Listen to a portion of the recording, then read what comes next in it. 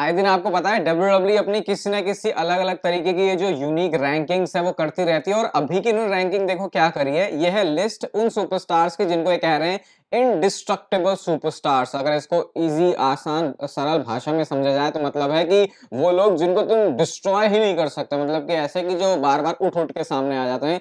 पूरी लिस्ट ये है, नंबर 10 से चलते हैं। नंबर 10 पर नेम है सोलो सिकोआ का। पता नहीं ये देख के मुझे चेहरे पे स्माइल आई या हंसी आई वो मैं नहीं फिगर आउट कर पा रहा, लेकिन यस, जैसे सोलो सिकोवा का स्टार्टिंग में कैरेक्टर था, सोलो सिकोवा का नाम बनता है थोड़ा बहुत इस लिस्ट में, लेकिन ऑब्वियसली पता है ये कम्युनिटी जो है एक्सेप्ट नहीं करने वाली सोलो सिकोवा को।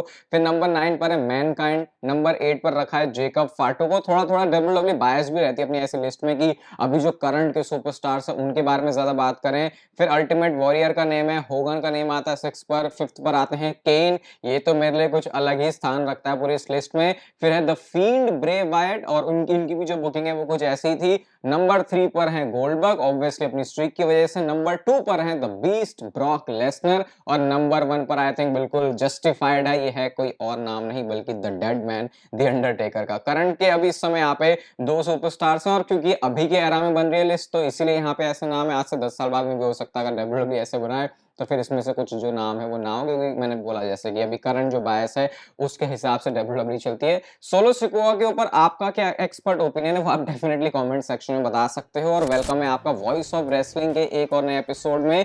मुझे इंस्टाग्राम पे ये वाली रील पता नहीं कितने लोगों ने भेजी है, अब तो मेरे पास जो काउंट है वो भी उसके जो नंबर है वो भी लॉस कर चुका हूँ मैं, क्योंकि इतनी ज्यादा बार मुझे भेजी गई। और ये क्लिप क्या है, इस क्लिप में एक नकली सिनेरियो क्रिएट किया जा रहा है, जहां पे हमने देखा था कि अभी जब एजे ली वापस आई तो उन्होंने बोला, सीएम पंक ने ऐसे करके तो बोला था कि थैंकफुली मेरे पास कोई बंदा है जो कि तेरे पे हाथ उठा सकता है, जिसका मतलब था कि एक औरत पे हाथ उठा सकता है, क्योंकि उनका पहला वाला सेंटेंस था कि वो औरत जात पे हाथ नहीं उठाते। तो वहां पे फिर जो क्लिप लगा दी गई है वो है रैंडी ऑर्टन की। और ये रैंडी ऑर्टन की अगर आपको हिस्ट्री पता है, पता ही होगी वैसे सबको, क्योंकि ये सबसे जो है हरामी बंदा है। ऐसे ही नहीं, इस चैनल पे एक वीडियो है कि why Randy Orton is the most हरामीएस्ट सुपरस्टार, ऐसा कुछ तो मैंने उसका टाइटल डाला हुआ था। तो ऐसे करके लोग इस बात के बड़े मजे ले रहे हैं कि यार अगर रैंडी ऑर्टन निकल के आ जाता तो फिर जो स्टोरी है वो किसी और ही डायरेक्शन में जा सकती थी। और मैंने आपको बोला था ना कि सीएम पंक को देख के तो ऐसा लग रहा है कि जैसे कि बंदा कभी भी रो देगा। यहाँ पे आप इस छोटी सी फुटेज में देखो, जब ये बंदा रिंग में भी है, जब ये आराम से डेस्क के ऊपर भी जाके बैठ रहा है,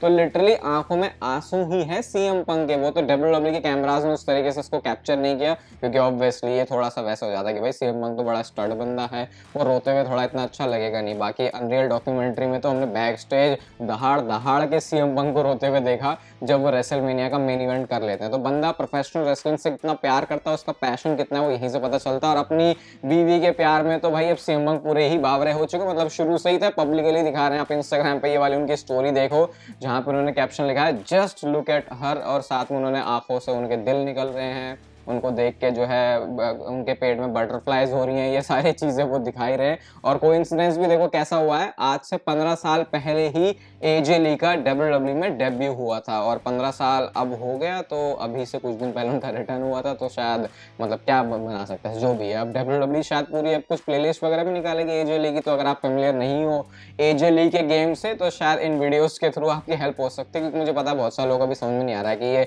एजे ली की हाइप है क्या। और जैसे मैंने आपको कल वाली वीडियो में बताया था कि एजे ली पॉसिबली आ सकती हैं, पॉसिबली मैंने बोला था एजे ली आएंगी मंडे नाइट रॉ में। अब उनको डब्ल्यूडब्ल्यूई ने ऑफिशियली एडवर्टाइज भी कर दिया है। और एक इंटरेस्टिंग चीज और होने वाली है कल मंडे नाइट रॉ में। अब देखते हैं कल ट्रिपल एच मूड में है तगड़ा वाला शो बनाने के या फिर नहीं, क्योंकि अब तो ऐसा लग रहा है कि बस ट्रिपल एच के हाथ में रहता है। अगर बंदे का मूड कर गया मुझे तगड़ा शो बनाना है तो भाई वो कहेंगे लो भैया मैं तुम्हारे हाथ में परोस के तुम्हें दे देता हूँ। तो एजे ली तो आने वाली है, साथ में ऊसोस को भी साथ में एडवर्टाइज किया जा रहा है। अब क्योंकि हमने लास्ट मंडे नाइट रॉ के फिनिश में देखा था कि जो जे ऊसो हैं उनकी मदद करने के लिए जिमी ऊसो आते हैं, तो अब लोग ये भी एक्सपेक्ट कर रहे हैं कि क्या अब यहाँ से फुल एक डबल टीम टैग टीम वाला ही रन शुरू होने वाला है ऊसोस का, या फिर अगर आप उनको ऐसे भी ना देखो कि टैग टीम में है तो अब वो टैग टीम से थोड़े ऊपर उठ चुके हैं। यूजुअली टैग टीम्स का मतलब क्या होता है कि उनको साथ में मतलब दोनों बंदों का ऑरा इस हिसाब का नहीं है कि उनको जो है एक सिंगल सुपरस्टार की तरह रखें। ऐसा कई बार टैग टीम्स में होता है, हर बार नहीं होता, लेकिन वो ये है कि टैग टीम्स को देखा इस तरीके, समझ रहे हो ना मैं क्या कहना चाह रहा हूँ। तो अब क्योंकि ये दोनों बंदे ही हैं तगड़े तगड़े अपने हिसाब में, जियो से थोड़ा ज्यादा तगड़ा निकल गया है, तो अब देखते हैं कल क्या ऊसोस का म्यूजिक बजता है। वैसे सुने हुए इसको बहुत जमाना तो हो गया, अभी मैं 2-3 दिन पहले ही सुन रहा था और ऐसा लग रहा था अरे यार ऊसोस का भी म्यूजिक बजता था। वो पूरे ब्लड लाइन के उस टाइम की याद आ गई जब स्मैकडाउन में ये लोग बिल्कुल रूल कर रहे थे। तो इस हिसाब से जो कल की मंडे नाइट रॉ है वो बड़ी इंटरेस्टिंग हो जाती है। रोंडा राउजी के बारे में चलो एक बार फिर से बात कर लेते हैं, और मुझे बताना है कि रोंडा राउजी के बारे में बात करनी चाहिए या नहीं करनी चाहिए। कहीं ये इरिटेटिंग तो नहीं होता, क्योंकि उनकी बातें कुछ सेम सी तो निकल के आती है डब्ल्यूडब्ल्यूई के बारे में। तो अब उन्होंने क्या बोला, उन्होंने बोला कि देखो मेरे पास कोई रीजन नहीं बचता कि मैं डब्ल्यूडब्ल्यूई में वापस क्यों आऊं। मेरी जितनी भी दोस्त यार थे डब्ल्यूडब्ल्यूई ने सबको रिलीज कर दिया। वो 4 हॉर्स वुमेन वाला जो मैच है उसको हमेशा से देखना चाहती थी।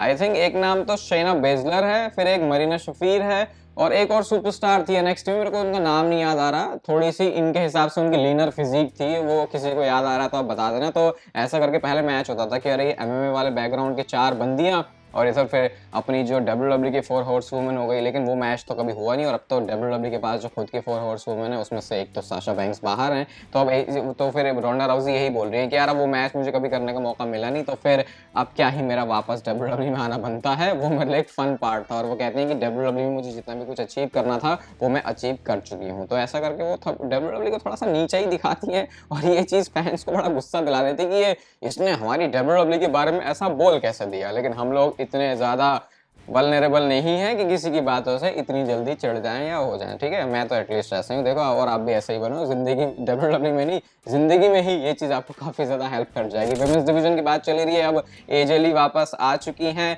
और अब विमेंस डिवीजन में पता नहीं क्यों ऐसा हुआ, लग रहा है कि बाकी और रिटर्न्स हो सकते हैं। तो निकी बेला और ब्री बेला के ट्विटर हैंडल से ट्वीट आता है, और यहाँ पे वो लिखती हैं वन कैन ड्रीम। अब निकी बेला तो वापस आ गई हैं, अब शायद ब्री बेला भी आ जाएंगी, वो हमने सुना था। तो अब यहाँ पे पेज ने उसको कोट करते हुए लिखा ओ जीज। अब जिस तरीके की बातें पेज के मुंह से सुनने को मिल रही है, सराया के मुंह से सुनने को मिल रही है, ऐसा लग रहा है कि बहुत जल्दी उनका रिटर्न हो सकता है। क्योंकि जब थोड़ा थोड़ा पॉजिटिव बातें करने लग जाते हो तो उसका मतलब कि हाँ कुछ तो दिमाग में है, कुछ तो शायद आप प्लान करके बैठे हो। तो शायद वो जो कल वाली वीडियो में मल्टीपल रिटर्न्स की बात कर रहे थे, मे बी उसमें से एक नाम पेज का भी हो सकता है। The beast incarnate Brock Lesnar, इनके बारे में भाई एक बड़ी इंटरेस्टिंग चीज पता चली। और जब ऐसी चीज बाहर आती है मुझे लगता है अरे ऐसी चीजें कैसे बाहर आ जाती हैं। चलो एक स्टोरी की तो बात अलग है, सरप्राइज की बात अलग है, कौन बैक स्टेज है कौन क्या है, लेकिन ब्रॉक लेसनर के बारे में रिपोर्ट ये आई कि इस बार ब्रॉक लेसनर ने अपनी आदत के अनुसार कुछ चीजें नहीं करी, कुछ उन्होंने डिफरेंट किया। अब जब स्मैकडाउन में वो आए थे और जब उन्होंने आके फोड़ दिया था John Cena and Sami Zayn को, तो पता ये चला कि यूजुअली ब्रॉक लेसनर का फंडा ये रहता है कि जिस दिन शो है उसी दिन वो अपने घर से फ्लाई करते हैं, और उसी दिन वो शो पे आते हैं, और उसके बाद जैसे ही शो खत्म होता है उसके बाद वो घर चले जाते हैं। घर चले जाते हैं तो सीधे वो हमको पहले से पता था, लेकिन एक जो ब्रॉक लेसनर की हैबिट थी इस बार उन्होंने वो चेंज किया, वो शो से एक दिन पहले आ गए, जो कि उनकी आदत के अनुसार नहीं है। मतलब कि वैसे बंदे का पता नहीं, मैं आया उसके बाद गया, लेकिन इस बार ब्रॉक लेसनर पहले से अवेलेबल थे। अब इसका क्या मतलब बना सकते हैं, भाई ब्रॉक लेसनर को बहुत घर में रहना पसंद है। अगर आपने उनके कुछ मीम्स वगैरह देखे तो बहुत बड़े वाले फार्मर हैं जिनको दूध पीना और शिकार पे जाना, ऐसी सब जो चीज़ें हैं वो पसंद है, तो इसलिए वो अपना जो ज़्यादातर टाइम है वो घर पे बिताते हैं। इवन कनाडा में रहने का भी उनका यही रीज़न है कि क्योंकि वहाँ पर उनको स्पेस काफ़ी मिल जाता है। अगर आपको नहीं पता तो ये मैं आपको ये भी बता देता हूँ, कुछ अंदर से जब आप चीज़ें देखते हो तो पता चल जाता है। तो ये ब्रॉक लेसनर की यूजुअल हैबिट के हिसाब से नहीं था, कुछ उन्होंने अलग किया। और बाकी एक मैं देख रहा था सोशल मीडिया पे, ये क्लिप भी ब्रॉक लेसनर की बहुत चल रही है, जहां पे वो जैसे रिंग में एंटर करते हैं उन्होंने हल्का सा फंबल किया। मुझे कहीं तो इसकी डिफरेंट एंगल की भी एक क्लिप दिखी थी, अब वो मेरे को दिख नहीं थी, तो मैं आपको यही वाली दिखा पाऊंगा, जहाँ पे एकदम से डब्ल्यूडब्ल्यूई ने उसका जो कैमरा एंगल है उसे चेंज कर दिया था। शायद मुझे किसी ने टैग किया था ट्विटर पे, तो अगर दिखेगा तो फिर मैं जाके आपको वो दिखा दूंगा फिर से दोबारा। तो ये ऐसे करके ब्रॉक लेसनर जो है घुस रहे थे, तो फिर लोग बोल रहे भाई क्या हो गया इसे, तो रिंग में भी अच्छे से नहीं घुस पा रहा। और वैसे जिस एंगल पे ब्रॉक लेसनर जिस ताकत से घुसते हैं वो हड्डी भी जो मुड़ने का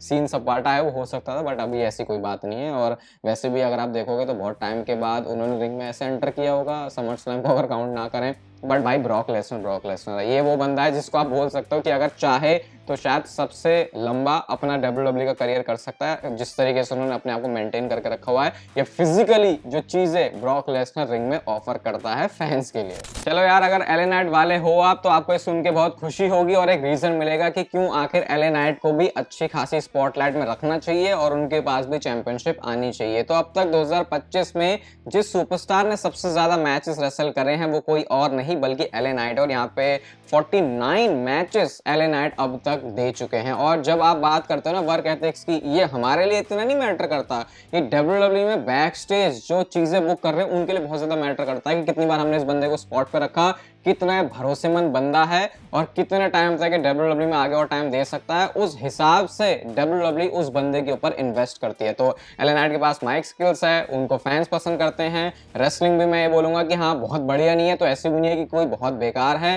क्राउड रिएक्शन लेके आते हैं, छोटे छोटे मूवमेंट्स वो बना देते हैं, एक वर्क हॉर्स भी है एलए नाइट। तो फिर उस हिसाब से तो देखो ऑलमोस्ट सारे जो बॉक्सेस हैं वो चेक होते हैं। बट लेट्स सी आगे क्या होता है एलए नाइट के साथ। और फैंस तो इस चीज से बहुत ज्यादा दुखी हैं, ना सिर्फ एलए नाइट से दुखी है बल्कि एजे स्टाइल्स की बुकिंग से भी दुखी है। और वो आप अकेले बंदे नहीं हो भाई, एजे स्टाइल्स का बेटा भी दुखी है। और ये तो कुछ ऐसा लग रहा है कि अंदर की बातें बाहर आनी शुरू हो गई हैं क्या, कि triple H and AJ Styles के बीच में शायद चीजें सही नहीं है। और हमको तो भाई तमाशा और ऐसा कंट्रोवर्सी देखने में थोड़ा सा मजा सा ही जाता है। तो क्या हुआ, एक किसी पोस्ट के नीचे किसी का एजे स्टाइल्स की जो पोस्ट थी जो मैंने आपको दिखाई थी, उसमें जहाँ पे उनका जो फिनोमिनल आर ग्लास से कम हो रहा है, जो कि वो बता रहे हैं कि मेरे पास टाइम कम है, यहाँ पे एक बंदे ने लिखा कि जिस तरीके से ट्रिपल एच डिसरिस्पेक्ट कर रहा है एजे स्टाइल्स की बुकिंग करके, वो बहुत ज्यादा उनको पिस ऑफ करता है। तो उसी वाले कमेंट के नीचे एजे स्टाइल्स के बेटे ने भी कमेंट किया और वो यहाँ पे लिखते हैं कि भाई तुम अकेले नहीं हो। तो इसका मतलब वो बताना चाह रहे हैं कि वो भी इस चीज से परेशान है। अब मैं अज्यूम कर रहा हूँ कि एजे स्टाइल्स जाते होंगे शो पर, उसके बाद घर आते होंगे